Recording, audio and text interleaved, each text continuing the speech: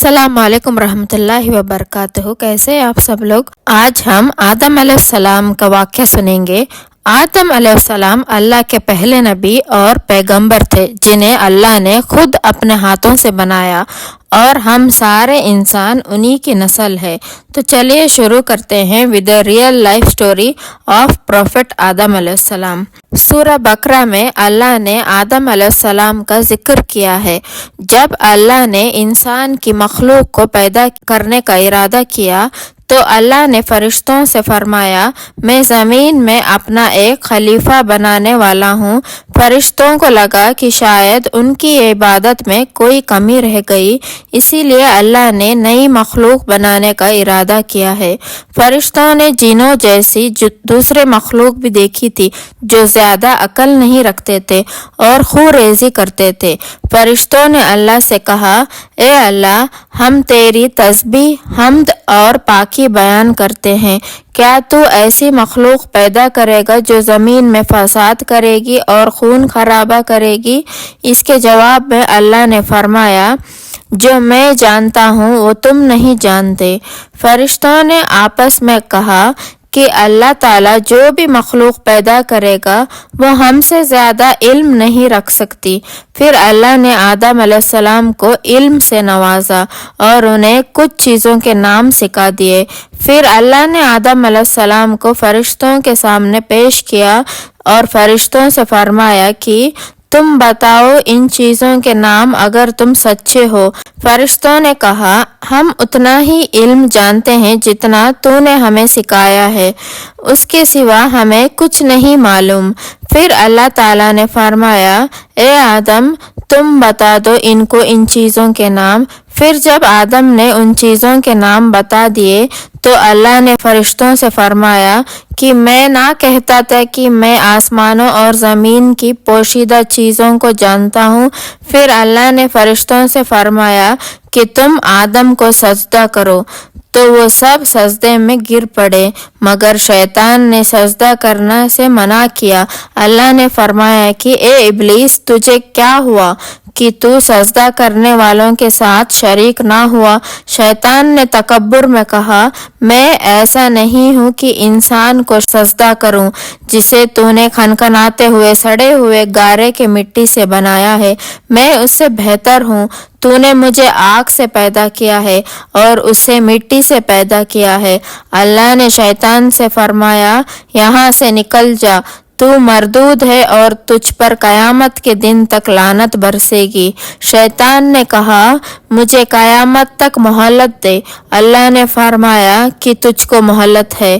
شیطان نے اللہ سے کہا، تو نے مجھے گمراہ کیا ہے، میں قسم کھاتا ہوں کہ میں انسان کی سیدھی راہ پر بیٹھوں گا، پھر میں ان پر حملہ کروں گا، ان کے آگے سے بھی، پیچھے سے بھی، دائیں سے بھی اور بائیں سے بھی، اور ان میں سے اکثر کو تو شکر گزار نہیں پائے گا۔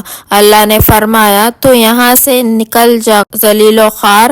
تو ان میں سے کہنا مانے گا تو میں تم سب سے جہنم کو بھر دوں گا، بے شک میرے خاص بندوں پر تیرا ذرا قابو نہیں چلے گا۔ جنت کی ساری نعمتوں کے باوجود آدم علیہ السلام جنت میں اکیلا محسوس کرتے تھے۔ پھر اللہ نے حوا علیہ السلام کو بنایا تاکہ آدم علیہ السلام ان سے سکون پا سکے۔ اللہ نے فرمایا، اے آدم، تم اور تمہاری بیوی جنت میں رہو، پھر جس جگہ سے چاہو تم دونوں کھاؤ، لیکن اس درخت کے پاس مت جانا ورنہ تم ظالموں سے ہو جاؤ گے۔ پھر شیطان نے ان دونوں کے دل میں وسوسہ ڈالا اور کہنے لگا، تمہارے رب نے تم دونوں کو اس درخت سے اس لیے منع کیا تھا کہ تم کہیں فرشتے نہ بن جاؤ، یہاں کہیں ہمیشہ زندہ نہ رہنے والوں میں سے نہ ہو جاؤ۔ اور شیطان نے قسمیں تک کھا لی کہ وہ ان کا خیر و خواہ ہے، بس مردود نے تو دھوکہ دے کر ان کو درخت کی طرف کھینچ ہی لیا۔ جب حضرت آدم علیہ السلام اور حوا علیہ السلام نے درخت کے پھل کو کھا لیا تو ان کے سطر کی چیزیں کھل گئی اور درختوں کے پتوں کو توڑ توڑ کر اپنے اوپر چپکانے لگے اور سطر چھپانے لگے۔ پھر اللہ نے ان کو پکارا اور فرمایا، کیا میں تم دونوں کو اس درخت سے منع نہ کر چکا تھا اور یہ نہ کہہ چکا تھا کہ شیطان تمہارا کھلا دشمن ہے؟ حضرت آدم اور حوا علیہ السلام نے کہا کہ اے ہمارے رب، ہم نے اپنے اوپر ظلم کیا، اور اگر آپ ہمیں نہ بخشیں گے اور ہم پر رحم نہ فرمائیں گے تو پھر ہم تو ضرور تباہ ہو جائیں گے۔ اللہ نے فرمایا کہ تم سب جنت سے نیچے اتر جاؤ، اب سے تم ایک دوسرے کے دشمن ہو اور تمہارے لیے زمین پر رہنے کی جگہ ہے اور ایک مدت تک نفع حاصل کرنا۔ اب تم کو وہی زندگی گزارنی ہے اور وہی مرنا ہے اور وہیں پھر سے پیدا ہونا ہے۔ دنیا میں آنے کے بعد آدم علیہ السلام نے اللہ سے 40 سال تک معافی مانگی۔ پھر اللہ نے آدم علیہ السلام پہ رحم کھا کے انہیں معاف کر دیا اور فرمایا کہ تم اور تمہاری اولاد دنیا میں رہو، اور یہ بات یاد رکھو کہ جب میری طرف سے کوئی نبی ہدایت لے کر تمہارے پاس آئے تو تم اس کا کہنا ماننا، اور جو لوگ میرے نبیوں کی بات کو نہیں مانیں گے اور ہماری آیتوں کو جھٹلائیں گے تو وہ دوزخ میں جائیں گے اور ہمیشہ اسی میں رہیں گے۔ پھر حضرت آدم علیہ السلام اور حوا علیہ السلام دنیا میں رہنے لگے، انہی سے انسانوں کی نسل شروع ہوئی۔ آدم علیہ السلام تقریباً 900 سال زندہ رہ کر وفات پا گئے۔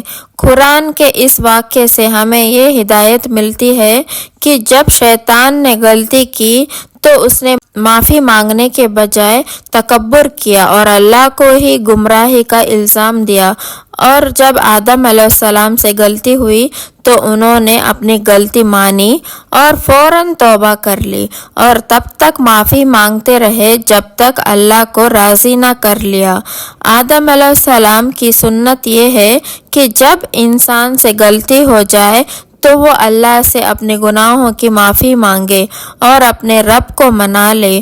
بے شک اللہ بہت معاف کرنے والا بڑا مہربان ہے۔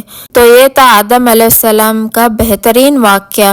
اگر آپ کو آج کی یہ ویڈیو اچھی لگی ہے تو پلیز لائک کر دینا اور شیئر بھی کر دینا۔ اگر آپ میرے چینل پر نئے ہیں تو ضرور سبسکرائب بھی کر دینا۔